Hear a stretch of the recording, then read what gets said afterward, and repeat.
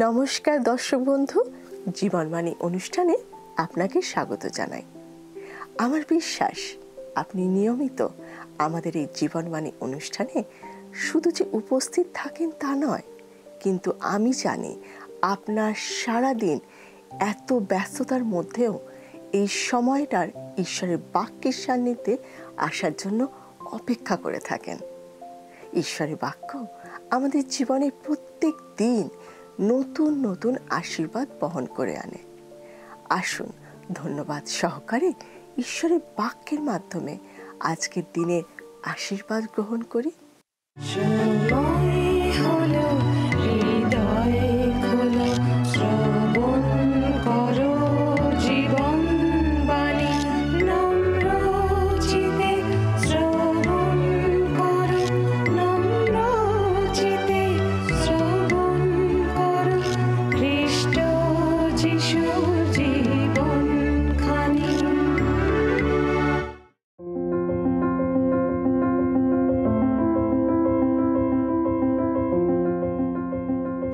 বর্তমানে আমরা জীবনবাণী অনুষ্ঠানে জিএসকেল ভাববাদী পুস্তক থেকে আলোচনা করছি।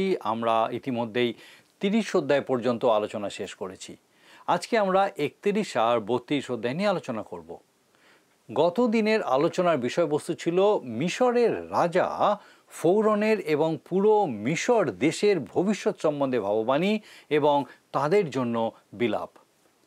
আজও আমরা মিশর সম্বন্ধেই আলোচনা করব। 31 এবং 32 অধ্যায়েও জিএসকেল ভাববাদী মিশর সম্বন্ধে বলেছেন। এই অংশে মিশর রাজ ফোরৌনের খ্যাতি, প্রতিপত্তি, তার পতন এবং তার বিচার সম্বন্ধে বলা আছে। এটা বেশ আশ্চর্য বিষয় যে জিএসকেল ভাববাদী তার এই পুস্তকের 4টি অধ্যায় মিশরের জন্য ব্যয় করেছেন। আর শুধু তাই নয়, যিশাইয় ও জিরোমীয় এবং আরও অন্যান্য ভাববাদীরা মিশর নিয়ে অনেক কথা বলেছেন। ইসরায়েলের ইতিহাসের একটা বড় অংশ জুড়ে আছে মিশর। চিরকালের মতো আজও ইসরায়েলের কাছে মিশর একটা কাঁটা। মিশর যেন একটা জাবপাত্রে বসে থাকা কুকুরের মতো। সে নিজেও জাবপাত্রের খাবার খাবে না, আবার অন্য কেউ খেতে দেবে না। আর ইসরায়েল ঈশ্বরের আশীর্বাদকে প্রত্যাখ্যান করায় তার জীবনে মিশরকে দেওয়া হয়েছে যে তাদের সকল আশীর্বাদের প্রতিবন্ধক হয়ে আছে। 31 অধ্যায়ে আমরা ফোরনের পতন দেখব। এখানে ফোরন এবং তার অধীনস্থ সকলকে বিশেষ উপমা সহকারে বর্ণনা করা আছে। প্রথম 9 পদে ফোরনের খ্যাতি, তার যশ, প্রতিপত্তি ইত্যাদি বর্ণনা করা আছে। 10 থেকে 14 পদে একটা বড় গাছের উপমার মাধ্যমে মিশর এবং ফোরনের পতন সম্পর্কে বলা হয়েছে। আর 15 থেকে 18 পদে মিশরের পতনের ফলে সারা পৃথিবীতে যে বিপর্যয় আসবে সেই সম্বন্ধে শোকের কথা লেখা আছে। আমার মনে হয় ঠিক একই বিপর্যয় ঘটবে যদি হঠাৎ করে পৃথিবীর বড় বড় দেশ, কোনো শক্তিধর দেশ ধ্বংস হয়ে যায়। আপনার কি মনে হয় তার প্রভাব আমাদের দেশে পড়বে না? অবশ্যই পড়বে। তার প্রভাব সারা পৃথিবীতেই পড়বে। আমি নিশ্চিত আপনি বুঝতে পারছেন জিএসকেল ভাববাদীর পুস্তকটা কত গুরুত্বপূর্ণ, এমনকি আজকের দিনেও। এই পুস্তক ঈশ্বরের গৌরব প্রকাশ করছে। আর আসল বিষয় হলো আমাদের ঈশ্বর পবিত্র ঈশ্বর, ন্যায় বিচারের ঈশ্বর, এবং তিনি পাপের দণ্ড দেন। ঈশ্বর করুণাময়, তিনি দয়ালু, তিনি মানবজাতিকে ভালোবাসেন, তিনি মানবজাতিকে রক্ষা করতে চান। তিনি চান না যে একজন মানুষও নষ্ট হোক, কিন্তু তিনি পাপের বিচার করেন এবং শাস্তি দেন। তার অনুগ্রহকে প্রত্যাখ্যান করলে আপনিও শাস্তি এড়াতে পারবেন না। এবং সেটাই ঘটেছিল ইসরায়েলের প্রতি, সেটাই ঘটেছিল মিশরের প্রতি। মিশরকে অনেক সুযোগ দেওয়া হয়েছিল, তার সমস্ত রকম সুবিধা ছিল, বিদ্যা, বুদ্ধি, জ্ঞান, পরাক্রম সবই ছিল। তবু ঈশ্বরের আশীর্বাদকে, ঈশ্বরের অনুগ্রহকে গ্রহণ করেনি। আসুন পাঠ করি 31 অধ্যায়ের 2 পদ। 31 অধ্যায় 2 পদ। সদাপ্রভুর এই বাক্য আমার নিকটে উপস্থিত হইল, হে মনুষ্য সন্তান, মিশর রাজ ফোরনকে ও তার লোকারণ্যকে বলো, তুমি তোমার মহিমায় কাহার তুল্য। ঈশ্বর মিশরের খ্যাতি ও তার গৌরব স্বীকার করছেন। 2000 বছরেরও বেশি সময় ধরে মিশর সারা পৃথিবীর উপরে কর্তৃত্ব করে গেছে। সেখানে খাদ্যের কোনো অভাব ছিল না, বরঞ্চ তারা সারা পৃথিবীতে খাদ্য সরবরাহ করত, কারণ তাদের বৃষ্টির উপর নির্ভর করতে হতো না। নীল নদের জল ব্যবহার করে তারা প্রচুর শস্য উৎপাদন করত। ভয়ঙ্কর শক্তিশালী দেশ ছিল মিশর। 3 পদে লেখা আছে, দেখো অসুর লিবাননস্থ এরস বৃক্ষস্বরূপ ছিল, তাহার সুন্দর ডাল, ঘন ছায়া ও উচ্চ দৈর্ঘ্য ছিল, তাহার শিখর মেঘমালার মধ্যবর্তী ছিল। এখানে তিনি অসুরের কথা বলছেন। অসুর উত্তর দিকের এক বৃহৎ জাতি, তাকে এক বড় এরস বৃক্ষের সাথে তুলনা করা হয়েছে। সেখানে অন্য অনেক গাছ ছিল, কারণ কোনো জঙ্গলে একটা মাত্র গাছ থাকে না, কিন্তু সেই সবথেকে উঁচু এবং সবথেকে বড় এরস গাছের মতো অসুর অন্য সব জাতির উপরে কর্তৃত্ব করত। কিন্তু ঈশ্বর অসুরকে দমন করেছিলেন, অর্থাৎ অসুর পরাজিত হয়েছিল। আর এই সংবাদ ফোরনের কাছে এবং তার লোকেদের কাছে পৌঁছেছিল। ফোরনও একটা বড় বৃক্ষস্বরূপ ছিল, সেও অন্য সকলের উপর কর্তৃত্ব করত। মিশরের লোকেরা সত্যি মহান ছিল, কিন্তু এখন তারাও খর্ব হবে। 29 অধ্যায়ে আমরা দেখেছিলাম যে মিশর একটা সামান্য দেশে পরিণত হতে চলেছে, যদিও 2000 বছরের বেশি সময় ধরে তারা পৃথিবীর অন্যতম শক্তিধর সাম্রাজ্য ছিল, কিন্তু তারা আর কখনো পৃথিবীর শ্রেষ্ঠ সাম্রাজ্যে পরিণত হতে পারবে না। আসুন পাঠ করি 10 পদ, 31 অধ্যায়ে তার 10 পদ লেখা আছে। অতএব প্রভু সদাপ্রভু এই কথা কহেন, তুমি দীর্ঘতায় উচ্চ হইলে, সেই বৃক্ষ মেঘমালার মধ্যে আপন শিখর স্থাপন করিলে ও উচ্চতায় তাহার অন্তঃকরণ গর্বিত হইল। এখানে ঈশ্বর একটা নতুন বিষয়ের উল্লেখ করলেন, সেটা হলো ফোরন অহংকারী হয়ে উঠল। অহংকার মানুষের হৃদয়ে থাকে, আর সে যখন বেড়ে ওঠে তখন মানুষ অন্ধ হয়ে যায়। ভালো মন্দ জ্ঞান তার থাকে না। ফোরনেরও তাই ঘটেছিল। তার সামনে যে ভয়ঙ্কর বিপদ সে তা দেখতে পায়নি। তাই 11 পদে ঈশ্বর বলছেন, দেখুন লেখা আছে 11 পদে, এই জন্য আমি তাহাকে জাতিগণের মধ্যে বলবানের হস্তে সমর্পণ করিব, সে তাহার সহিত উপযুক্ত ব্যবহার করিবে, আমি তাহার দুষ্টতা প্রযুক্ত তাহাকে দূর করিলাম। যে সময়ের কথা আমরা আলোচনা করছি, সেই সময়ে পৃথিবীর সব থেকে বলবান কে ছিল আপনি জানেন? সেটা ব্যাবিলন এবং তার রাজা নবুখুদনেসর। আমার মনে হয় না জিসকেল ভাববাদী এখানে শয়তানের কথা বলছেন, কারণ শয়তান তো অনেক আগে থেকেই মিশরের উপরে কর্তৃত্ব করছে, সেটা কোনো নতুন বিষয় নয়। আপনি যদি নিশ্চিত হতে চান যে সেই বলবান ব্যক্তি কে ছিলেন, নবুখুদনেসর নাকি অন্য কেউ, তাহলে আপনাকে দানিয়েল ভাববাদীর পুস্তক পাঠ করতে হবে। দানিয়েল নবুখুদনেসরকে বলেছেন, আপনি সেই সুবর্ণ মস্তক। নবুখুদনেসরের ক্ষমতা এবং শক্তি তখনও পূর্ণতা লাভ করেনি। ঈশ্বর বলছেন তিনি মিশরকে তার হাতে সমর্পণ করবেন। তিনি মিশরকে এবং ফোরনকে তার দুষ্টতার জন্য দূর করে দেবেন। আসুন দেখি এরপর 12 পদে লেখা আছে, তাহাতে বিদেশীরা জাতিগণের মধ্যে ভীম বিক্রান্ত লোকেরা তাহাকে কাটিয়া ফেলিল ও ছাড়িয়া গেল। পর্বতগণের উপরে ও উপত্যকা সকলে তাহার শাখা পড়িয়া আছে এবং দেশের সকল জলপ্রবাহে তাহার ডালপালা ভগ্ন হইল। পৃথিবীর সকল জাতি তাহার ছায়া হইতে প্রস্থান করিল, তাহাকে ছাড়িয়া গেল। সবাই মিশরকে ত্যাগ করবে, মিশর ভগ্ন হবে, ক্ষুদ্র হবে, আর তাই দেখে সমস্ত পৃথিবী অবাক হয়ে যাবে। এবার আমরা পবিত্র শাস্ত্রবাক্যের এক বিশেষ অংশের মধ্যে যাব। আপনি যদি একজন বাইবেল বিষয়ক স্টুডেন্ট হন, বাইবেল শিক্ষা করছেন, তাহলে আমি বলবো এই অংশটার উপরে বিশেষ করে ধ্যান দেন। জিসকেল ভাববাদী পুস্তকের 31 অধ্যায়ের 15 পদে লেখা আছে, দেখুন 31 অধ্যায় তার 15 পদ, প্রভু সদাপ্রভু এই কথা কহেন, পাতালে তাহার নামিয়া যাইবার দিনে আমি শোক নিরূপণ করিলাম, আমি তাহার জন্য জলধিকে আচ্ছাদন করিলাম ও তাহার স্রোতসমূহ নিবৃত্ত করিলাম, তাহাতে জলরাশি রুদ্ধ হইল এবং আমি তাহার জন্য লিবাননকে কৃষ্ণবর্ণ করিলাম ও ক্ষেত্রস্থ বৃক্ষ সকল তাহার জন্য জীর্ণ হইল।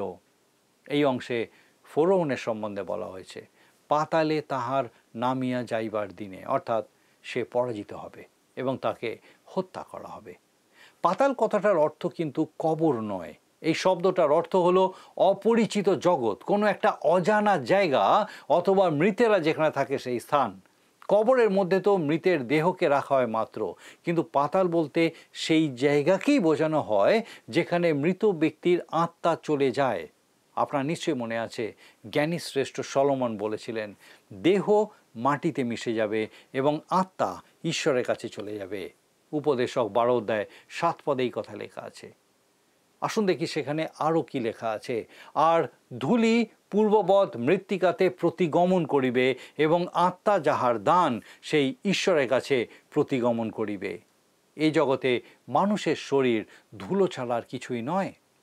গীতসংহিতার 103 গীত 14 পদে লেখা আছে, কারণ তিনি আমাদের গঠন জানেন, আমরা যে ধূলিমাত্র ইহা তাহার স্মরণে আছে। বেশিরভাগ সময় আমরা ভুলে যাই যে আমরা ধূলি মাত্র। ধুলো পরস্পরের সাথে জুড়ে গিয়ে মাটি হয়। যখন আমরা আমাদের দেহ নিয়ে চিন্তা করি তখন আমাদের মনে রাখা উচিত যে আমরা ধূলি মাত্র। যখন আমরা আমাদের দেহকে মাটিতে রেখে দিই তখন তা আবার মাটি হয়ে যায়। এই প্রসঙ্গে প্রভু যীশু বলেছেন, যখন কোনো বিশ্বাসীর মৃত্যু হয় তখন তার দেহ নিদ্রা যায়, অর্থাৎ ঘুমিয়ে পড়ে। প্রথম থেসলোনিকীয় পত্রের 4 অধ্যায় 13 পদে সাধু পৌল বলেছেন, আমাদের দেহ নিদ্রা যায়। এখন প্রশ্ন হলো, মৃত্যুর পর এই হারিয়ে যাওয়া আত্মাগুলো কোথায় যায়? তারাও পাতালেই যায়, অর্থাৎ সেই অপরিচিত অজানিত জগতে। এই প্রসঙ্গে প্রভু যীশু একটা সুন্দর উপমা দিয়েছিলেন। দুটো মানুষের জীবন সম্পর্কে তিনি বলেছিলেন, এক ধনী ব্যক্তি এবং দরিদ্র লাসার। আমরা এটা লোকলিখিত সুসমাচারের 16 অধ্যায়ের 19 থেকে 31 পদে দেখতে পাই। সেই দুজনই মারা গেছিল। প্রভু যীশুর দেওয়া সেই উপমার মাধ্যমে আমরা বুঝতে পারি যে পাতালেরও দুটো অংশ আছে। তার মধ্যে একটা হলো নিদারুণ যন্ত্রণাদায়ক একটি জায়গা যেখানে সেই ধনী ব্যক্তির স্থান হয়েছিল, আর অন্যটা হলো পরম শান্তি ও সান্ত্বনা স্থান, অব্রাহামের কোল, যেখানে সেই দরিদ্র লাসারের স্থান হয়েছিল। এখানে একটা বিষয়ে আমাদের খেয়াল রাখতে হবে, পাতালের সেই নিদারুণ যন্ত্রণাদায়ক স্থানটি নতুন নিয়মে উল্লিখিত নরক বা অনন্ত অগ্নি নয়। সেটা এমন একটা জায়গা যেখানে মৃতের আত্মা সাময়িক কিছু সময়ের জন্য অবস্থান করে।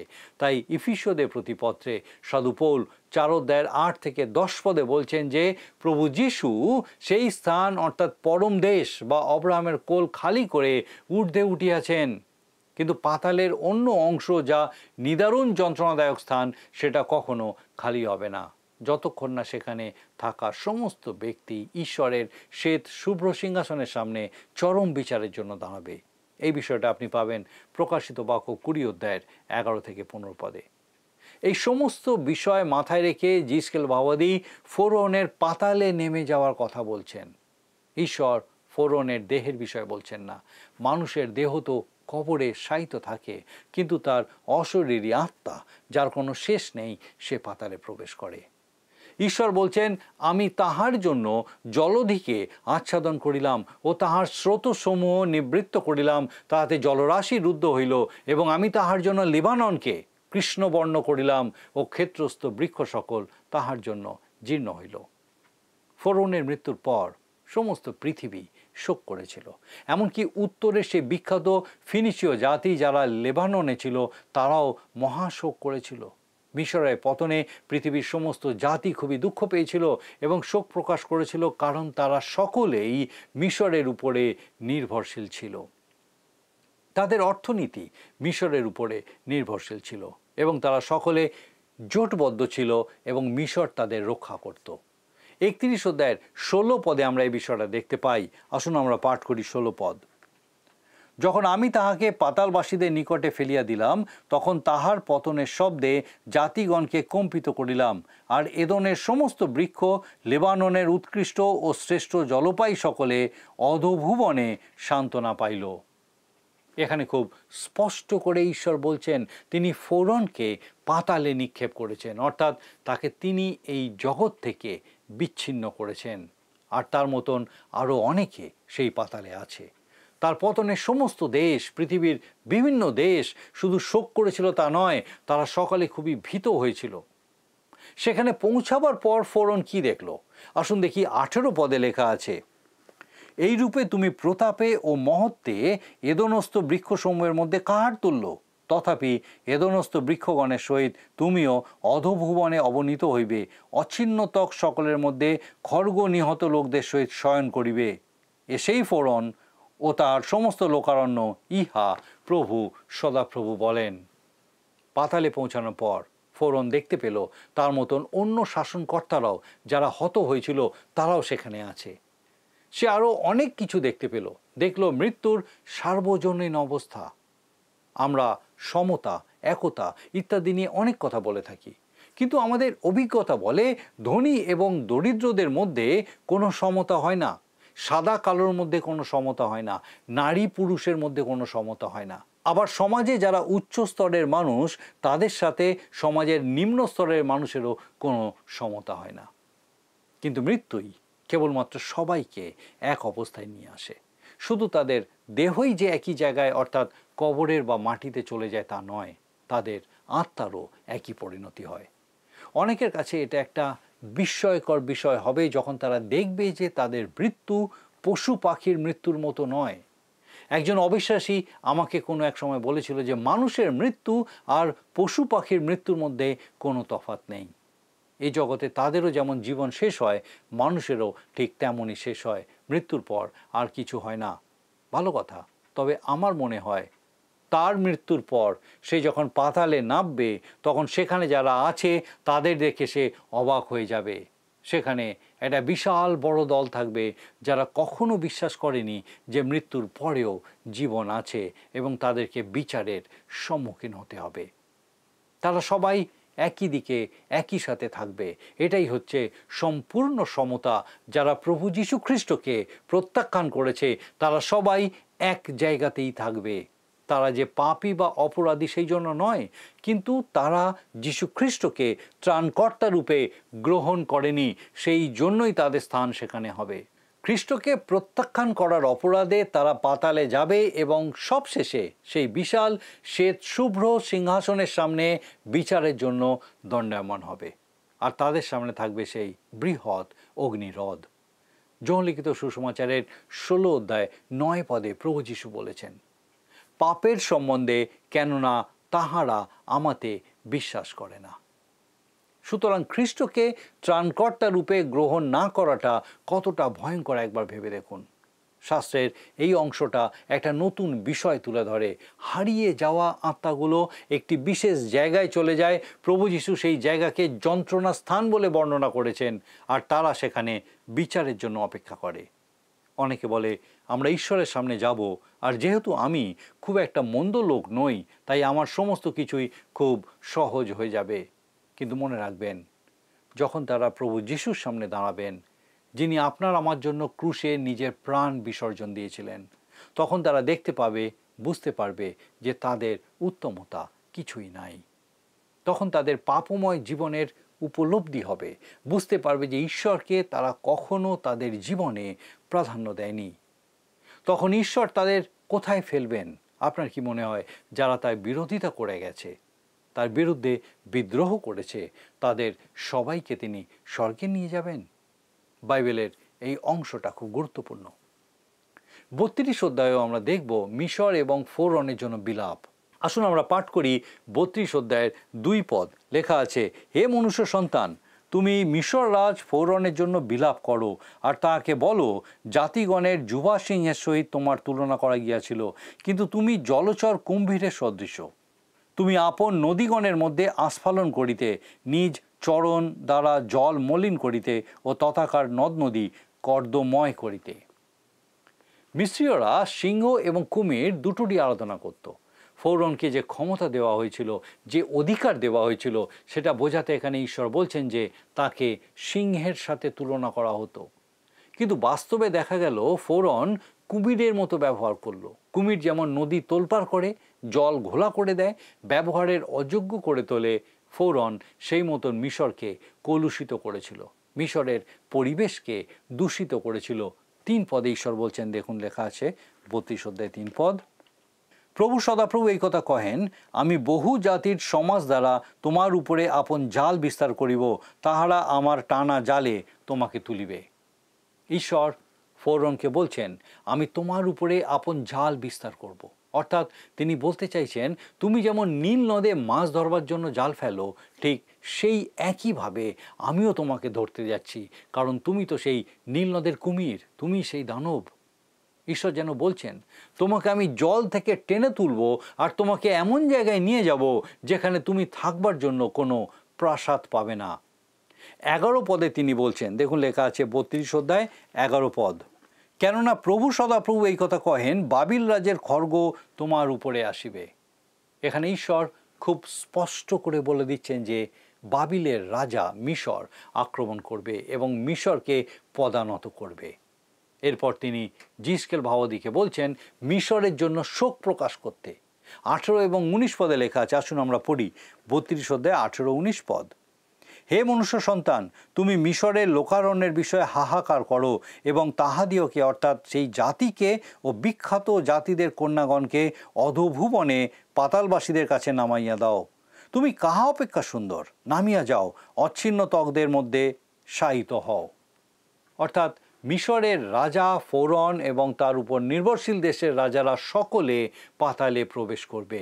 ফোরন সেখানে অন্য সকলকে দেখতে পাবে, তার অহংকার আর থাকবে না। সে দেখতে পাবে অন্য সকলের মতো তারও একই অবস্থা হয়েছে। 22 পদে অসুর সম্বন্ধে বলা হয়েছে, আসুন পড়ি 22 পদ। সেই স্থানে অসুর ও তাহার সমস্ত জনসমাজ আছে, তাহার কবর সকল তাহার চারিদিকে আছে, তাহারা সকলে নিহত খড়গে পতিত হইয়াছে। অসুর মানে অ্যাসিরিয়া, মিশর রাজ এবং তার জাতি পাতালে নেমে অসুর রাজকে ও তার জাতি সকলকে সেখানে দেখতে পাবে। এরপরে 24 পদে লেখা আছে, এলম এবং অন্য আরও অনেক দেশের মানুষকে সেখানে তারা দেখতে পাবে। তারা পৃথিবীতে ভয়ঙ্কর ছিল, মানুষকে অত্যাচার করত, তাদের ভয়ে সকলে ভীত ছিল। তারা সবাই একই স্থানে গমন করবে। শুধু তাই নয়, তারা প্রত্যেককে চিনতে পারবে। আসুন দেখি 24 পদে লেখা আছে, সেই স্থানে এলম ও তাহার কবরের চারিদিকে তাহার সমস্ত লোকারণ্য আছে, তারা সকলে নিহত খড়গে পতিত হইয়াছে, তাহারা অচ্ছিন্ন ত্বক অবস্থায় অধোভুবনে নামিয়া গিয়াছে, তাহারা জীবিতদের দেশে ত্রাস জন্মাইত এবং পাতালবাসীদের সঙ্গে আপনাদের অপমান ভোগ করিয়াছে। লক্ষ্য করে দেখুন, রাজা মহারাজা অথবা দেশের সাধারণ মানুষ সকলকেই কবরে রাখা হয়েছিল, কিন্তু তাদের স্থান হয়েছে অন্য কোথাও, কোনো এক অজানা জগতে। প্রভু যীশু সেই জায়গা সম্বন্ধে বলেছেন যে সেটা নিদারুণ যন্ত্রণার জায়গা। যারা হারিয়ে গেছে, পাপে পতিত অবস্থায় কবরপ্রাপ্ত হয়েছে, তাদের স্থান হয়েছে সেই নিদারুণ যন্ত্রণাদায়ক জায়গায়। কিন্তু যারা উদ্ধারপ্রাপ্ত, যারা প্রভু যীশুকে বিশ্বাস করে কবরপ্রাপ্ত হয়েছে, তারা অব্রাহামের কোলে স্থান পেয়েছে। আমরা সবাই জানি ক্রুশের উপরে যে দস্যু অনুতপ্ত হয়েছিল, তাকে তিনি বলেছিলেন, অদ্যই তুমি আমার সহিত পরম দেশে গমন করিবে। 32 অধ্যায় 26 পদে আরও অনেকের উল্লেখ আছে, আসুন আমরা পড়ি 26। সেই স্থানে মেশক তুবল ও তাহার সমস্ত লোকারণ্য আছে, তাহার চারিদিকে তাহার কবর সকল রইয়াছে, তাহারা সকলে অচ্ছিন্নতক অবস্থায় খড়গে নিহত হইয়াছে, কেননা জীবিতদের দেশে তাহারা ত্রাস জন্মাইত। এই সমস্ত জাতির লোকেরাও মানুষের উপরে অত্যাচার করত, তাদের দশাও অন্যদের মতো হয়েছিল। এই দলে ইদমও আছে। 29 পদে তার সম্পর্কে লেখা আছে, সেই স্থানে ইদম তাহার রাজগণ ও তাহার সমস্ত অধ্যক্ষ আছে, পরাক্রান্ত হইলেও খড়গ নিহত লোকেদের সহিত তাহাদিওকে রাখা গিয়াছে, তাহারা অচ্ছিন্নতক লোকেদের সঙ্গে ও পাতালবাসীদের সঙ্গে শয়ন করিবে। সেই সমস্ত পরাক্রান্ত জাতির লোকেরা পাতালে সেই যন্ত্রণাদায়ক স্থানে জায়গা পাবে। ফোরন তাদের সবাইকে দেখবে, অর্থাৎ ঈশ্বর নিশ্চিত করছেন যে ফোরন হত হবে এবং সে পাতালে প্রবেশ করবে। আসুন দেখি 32 পদে লেখা আছে, কেননা আমি জীবিতদের দেশে তাহা হইতে ত্রাস উৎপন্ন করিয়াছি, আর অচ্ছিন্নতক লোকেদের মধ্যে খড়গ নিহত লোকেদের সঙ্গে ফোরন ও তার সমস্ত লোকারণ্য শায়িত হইবে, ইহা প্রভু সদাপ্রভু বলেন। জিসকেল ভাওয়াদি পাতাল সম্বন্ধে, সেই অজানা জগৎ সম্বন্ধে অল্প একটু বিষয় জানিয়েছেন। আমরা খুব সামান্য এবং ক্ষণস্থায়ী বিষয় জেনেছি। এই সামান্য বিষয় জেনে আমরা যেন বিশাল ইমারত তৈরি না করি, এইটুকু জ্ঞান নিয়ে যেন আমরা পাতাল সম্পর্কে বা মৃত্যুর পরের আত্মার যে অবস্থান সেই সম্বন্ধে বিশাল কোনো কিছু তত্ত্ব তৈরি না করি।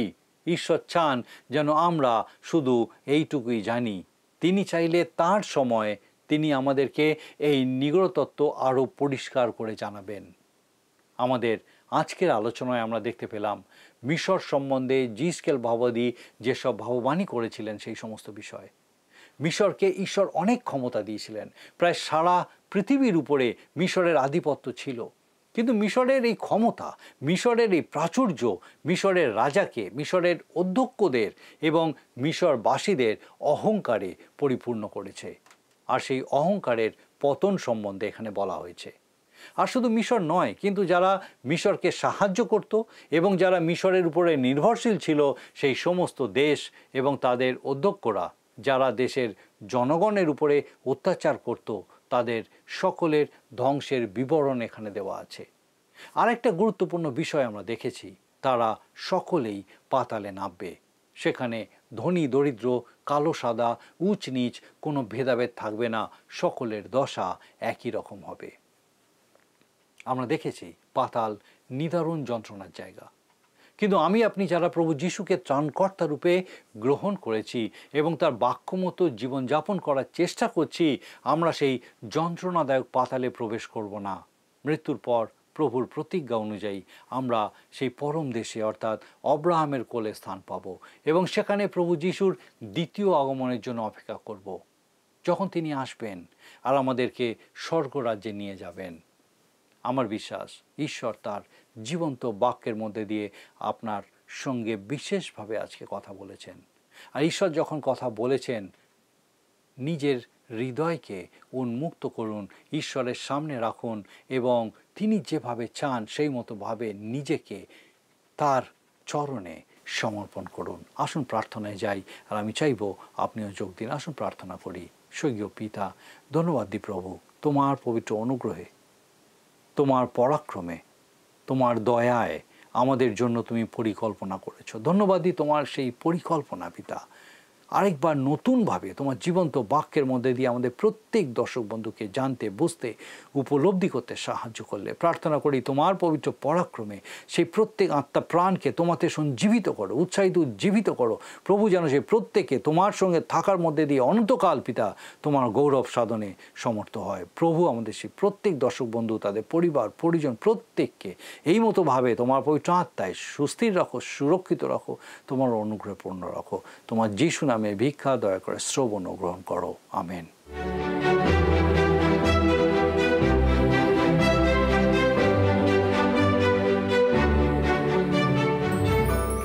বন্ধুরা, আমরা পবিত্র বাইবেল থেকে ঈশ্বরের জীবনদায়ী বাক্য শুনছিলাম। আপনি যদি আমাদের এই অনুষ্ঠান বা পুরাতন সম্প্রচারগুলি আবারও দেখতে চান, তাহলে আমাদের অফিসিয়াল ইউটিউব চ্যানেলটি সাবস্ক্রাইব করুন। ভালো লাগলে ভিডিওটি লাইক করুন এবং আপনার বন্ধুবান্ধবদের সাথে শেয়ার করুন। আর অবশ্যই আপনার মতামত কমেন্ট সেকশনে জানান। শাস্ত্র বলে বাক্য নিষ্ফল হয় না, আর তাই আমি বিশ্বাস করি আর যে বাক্য আপনি শুনেছেন তা আপনার জীবনে ফলপ্রসূ হবে। আপনার কোনো প্রশ্ন থাকলে আপনি টিভি স্ক্রিনে দেওয়া নাম্বারে আমাদের জানাতে পারেন। আমরা চেষ্টা করব আপনার প্রশ্নের উত্তর দিতে। এখন আমরা প্রশ্ন উত্তর পর্বে যাই এবং শুনে নিই আজকের দিনের প্রশ্ন। প্রিয় বন্ধু, আসুন আমরা আজকের প্রশ্ন উত্তরে আসি। গতকালের প্রশ্নের উত্তর অপশন এ, কুম্ভীর বা কুমির। আজকের প্রশ্ন, অসুর দেশকে কোন বৃক্ষের সাথে তুলনা করা হয়েছে? এ তালতরু, বি এলা বৃক্ষ, সি এরস বৃক্ষ, ডি জিত বৃক্ষ। বন্ধু, এই প্রশ্নের উত্তর আগামীকাল সন্ধ্যা 6টার মধ্যে option A, B, C, D সহকারে আপনার নাম ও সম্পূর্ণ ঠিকানা সহ 9433497235 এই নম্বরে SMS বা হোয়াটসঅ্যাপে পাঠাবেন। যদি আপনার এই অনুষ্ঠান ভালো লেগে থাকে তাহলে এই নম্বরে একটি মিসড কল করুন, তাহলে আপনি পরের বারে বিজয়ী হতে পারেন।